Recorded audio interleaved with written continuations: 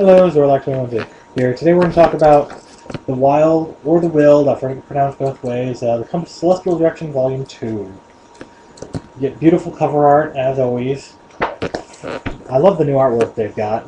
They've got mute artists to do a lot of things, and they've got kept a lot of their old artists, which I'm happy. It works perfectly. This is a setting book, as usual, for Exalted, and the Compass of Celestial Direction books. This is detailing the Wyld. Your typical introduction from White Wolf. This is not an RPG, this is not a full book, blah blah blah blah blah. Here's how to use the chapters. Let's get on to the next. Chapter 1 is Creation's Rim.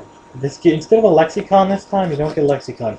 You get a double-sided page going into all the terms you'll see in the book and a much detailed, very detailed explanation of all these terms. This goes into how it is, what you'll expect when going into the Wyld, where basically chaos starts taking form, where you can start getting mutations and change and just go insane. Chapter 2 is Life and Chaos. It explains how chaos works in the day-to-day life of everything.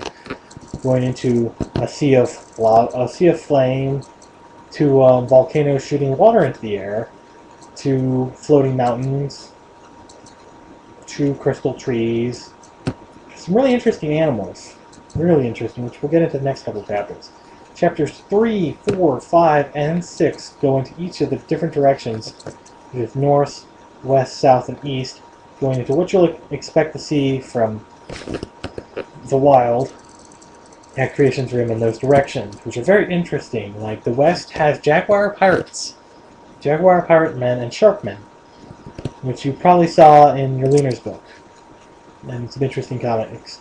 The art in this book is very well done for the Wyld, I think.